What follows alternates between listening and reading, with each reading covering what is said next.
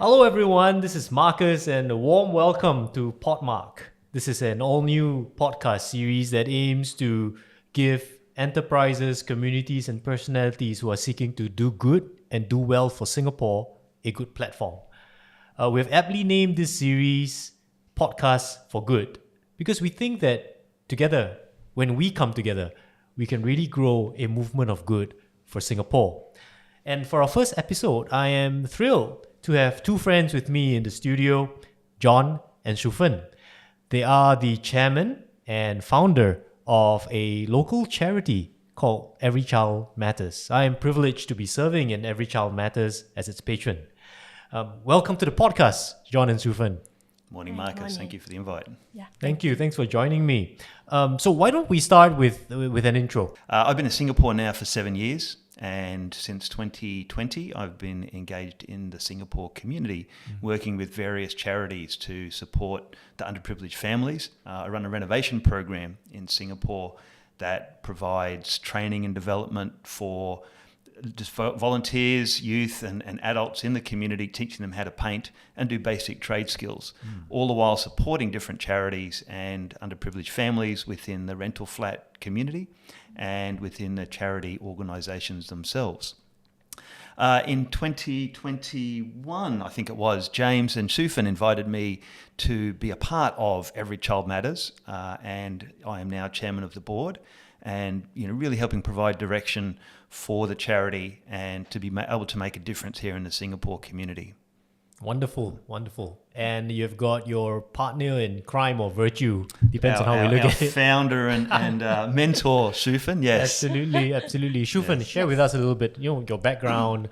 And I also understand that Every Child Matters, while it's doing good impact for Singapore, you're also involved in another organization called Preschool Market, which is a good social enterprise that aims to also make a difference for children and families. Thank you. First of all, thank you, Marcus, for inviting me on your first podcast. Yeah, so I'm Su Fen, actually the founder of Preschool Market, which is a social enterprise doing projects and programs for the preschool sector. And of course, we were just conferred the Champions of Good recently. Congratulations. Yeah, thank you. So it really helps to elevate another level for our corporate purpose in terms of our projects and programs that we aim to do it for our children in Singapore. Yeah, so actually, fast forward to Every Child Matters, it actually started whereby we actually have a lot of requests on the ground that actually wanted us to conduct programs and really programs for the children that is coming from the underserved communities. So in 2021, we're actually thinking of, hey, how about coming up with a charity, really a ground-up non-profit charity that actually helps to serve these families and children by offering them this future skills kind of programs and really uplifting the children's capabilities and skill sets. Government and community groups have identified this gap in some parts of our community about children's access to STEM education or STEAM education, right, with arts and aesthetics. Because that kind of a foundation would be quite crucial when they go into primary one. And studies have shown that a good start in their preschool years serves as that pivotal point.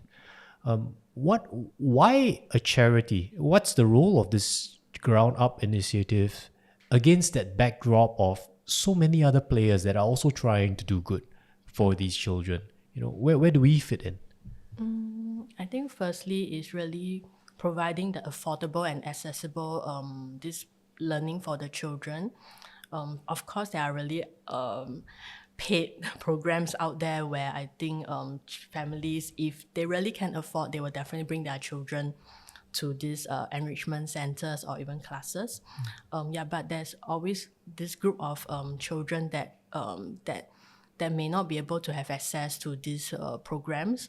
So we hope with our strength and ability, we hope to actually gather some sort of support sponsorships to actually bring these programs, STEAM education, future skill sets, even language and literacy kind of programs to the children that needs these programs properly lah. Yeah, so we bring it to the charities in Singapore as well as even preschools that has identified this group of children. Okay.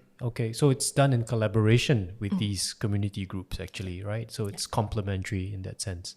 How does Every Child Matters qualify these families that are in need? Is there like a means test? How do you suss that out? So we work with the charities in Singapore. So for example, we work with Shine Youth and Children, as well as the Heart. And of course, later on, we work with PCF to actually identify these children in their charities. John, you're looking at children here. Yes. You're also involved in engineering for good, several other enterprises and charities and community groups. Yes.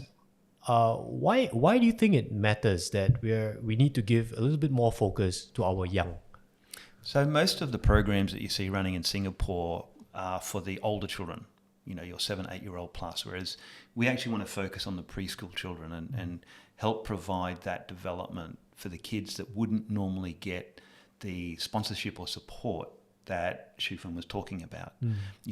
We want to provide it as a charitable service to the community, and we want to have volunteers that really want to give, so that we don't need people to pay for it. We want to be able to sponsor it, find corporate sponsors, find individual sponsors who again want to be involved in providing that support, running the programs, and just be engaged with kids. It's in children's development and learning at that very early stage that you see a lot more positive growth and development in the future. And we talking about growth and development for the future. There are many pedagogies that preschools also subscribe to. What is Every Child Matters approach, in giving these children the STEM education or enrichment that they need? Have you seen these methods and these approaches to be beneficial? I think one key thing is really creative play and free play. So in our play pods, is really we have facilitator-led activities. Yeah, but the key thing is really for the children to explore on their own. Yeah, so it's really like we will actually give them a selection of materials. And after the facilitator has actually run through with them and say, hey, today this topic is what we are going to do. Please, and enjoy and have fun with the materials provided here. Or you can even request for more materials that we may have in our cupboards.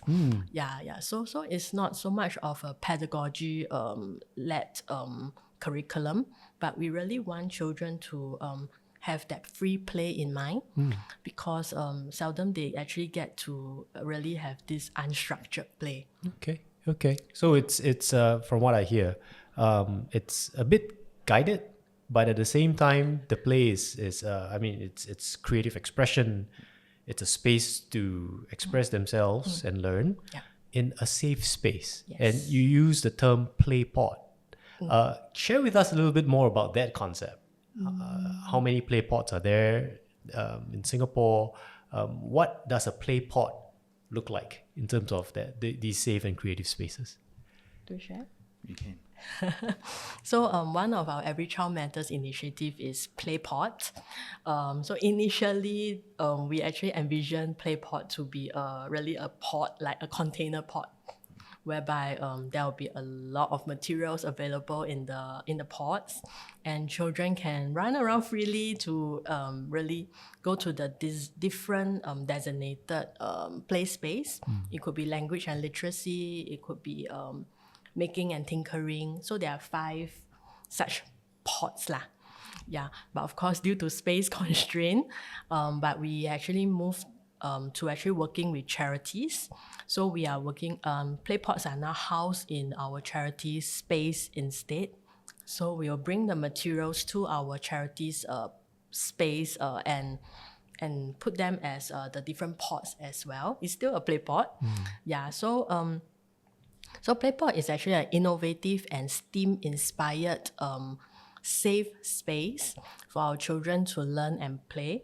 And it is actually like, it has learning opportunities with activity cards, as well as the facilitator will be there to actually guide the children in terms of the lesson of the day.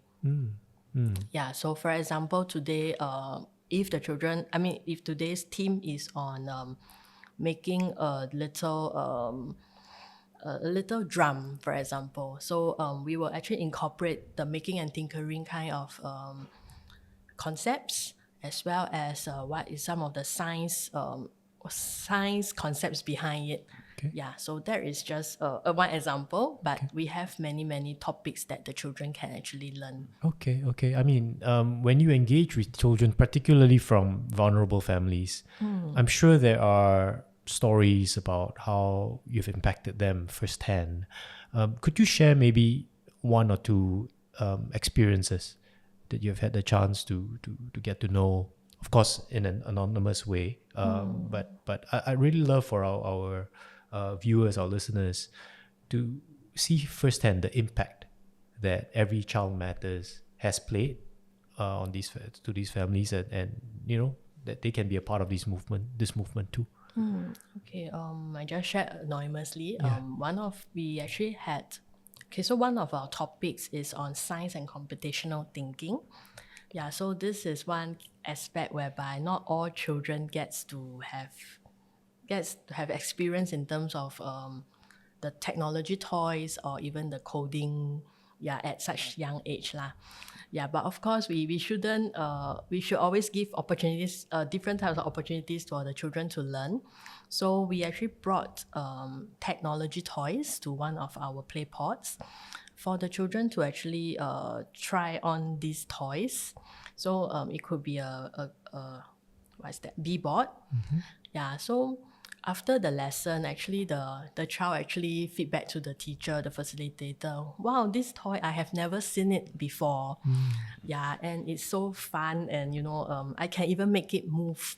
So I can program it and make it move to where I want it to be.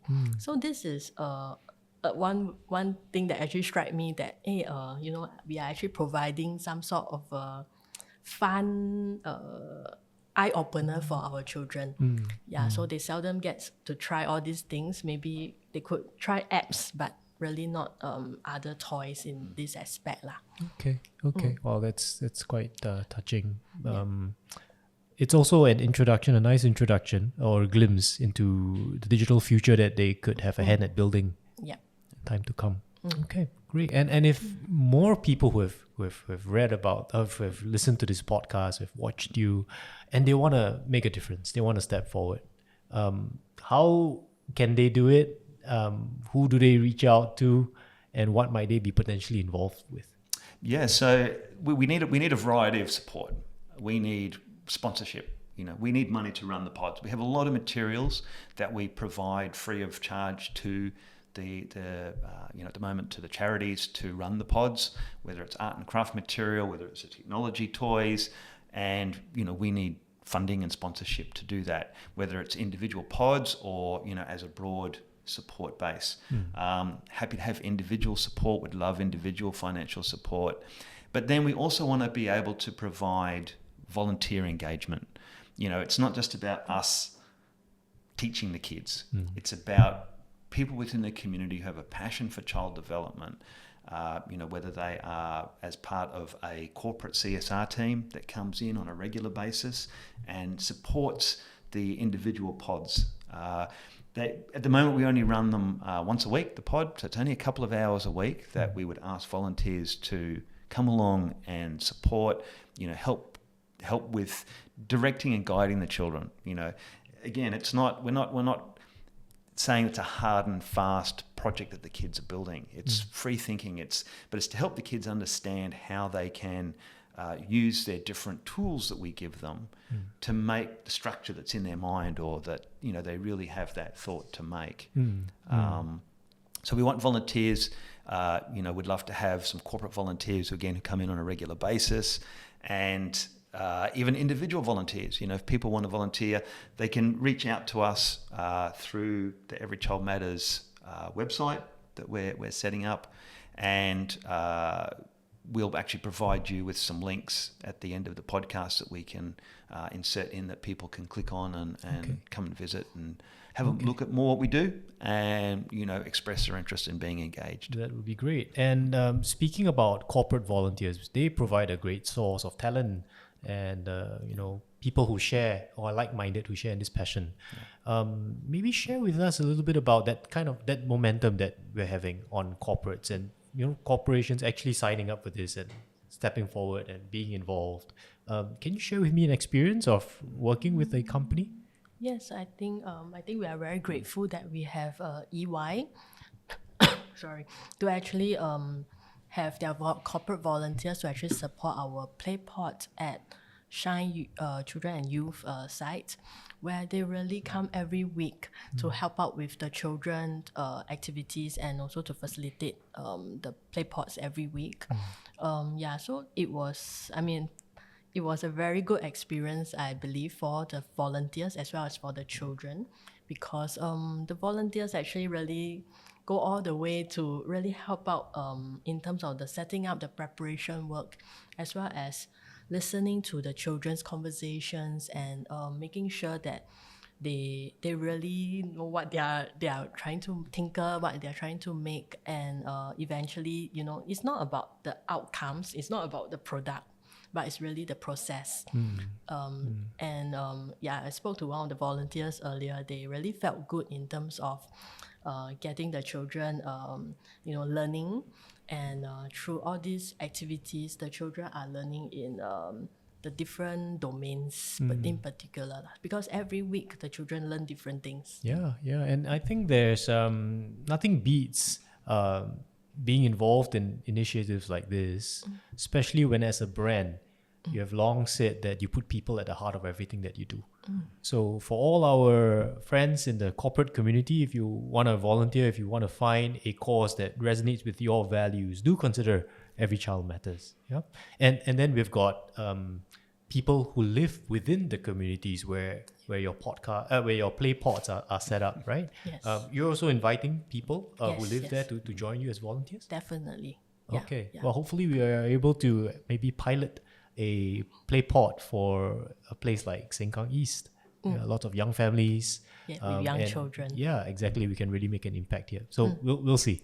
Sure. All right. Yeah. So, since this podcast series is going to be done with a social media handle, bookmark.sg, which is the Instagram handle that I have, and my TikTok handle, I'd like to invite you both to maybe share with us, our listeners, a little bit about the stuff that you're reading, maybe articles that have inspired you recently, and would you recommend books like that to our listeners? Maybe anyone wants to go first? Okay. Su Fen? Yeah. I brought the book because Marcus actually invited us to share a book. Yes. So I'm actually currently reading this book called Wonderful Ways to Love a Child. Yeah, this is by Judy Ford. She's actually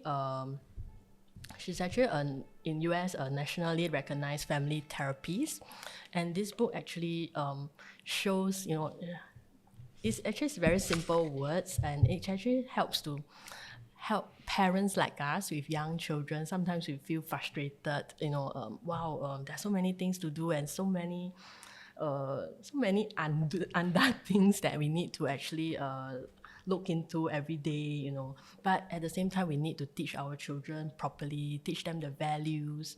So this book actually helps to, let us take a step back to think about, what are some of the ways that we can actually listen to a child, celebrate their mistakes, how do we talk to a child?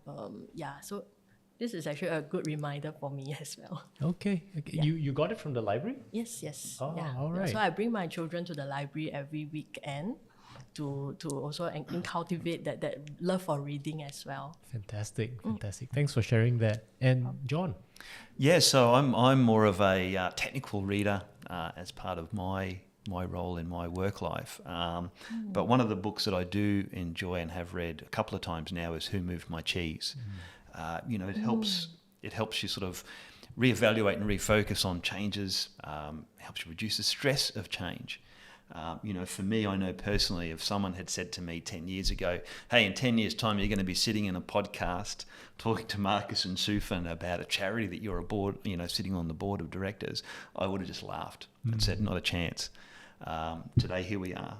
So it's about, being able to manage and work with change, reduce the stress of dealing with that change, and actually embracing it, and I hope that, through the charities that I work with, I can help other people deal with change, help people who are stuck in a rut to get out of that rut and to move forward with their life as well. Great. Thank you for sharing that, John. So I think I should share my favorite read recently too, and it's this book. It's a biography of S. Rajaratnam. So many people have heard of the impressive personality and leadership of Mr. Lee Kuan Yew, founding father of Singapore. What is lesser known are the members of his core team. And even Mr. Lee himself have described himself as the conductor of an orchestra. He regards his core team as top-notch leaders who have soldiered with him through very, very tough times. And together they were able to bring Singapore from third world to first. So this book is about Mr. S. Rajaratnam, who was Singapore's first foreign minister and Singapore's first senior minister, the title that Mr. Lee Hsien Loong holds now. Yeah, and this book actually is volume 2. It's written by Irene Ng, who used to be a member of parliament in Singapore. She's a fantastic biographer of Mr. S. Rajaratnam. And one takeaway from this book is the importance of Singapore's national interests. That that this national interest needs to be cultivated, nurtured, and understood first at home. And regardless of our points of view on politics and how far should government go, how far should the private sector go, and so on and so forth, these are all areas that are part of public discourse. But when Singapore is represented on the world stage, he reminds us that foreign policy begins at home, and we need a strong domestic consensus. So hopefully, as we have this discussion about this, Every Child Matters, which also happens in conjunction with the National Day season in August, I hope that more Singaporeans will also remember that, at the end of the day, we are one Singapore family.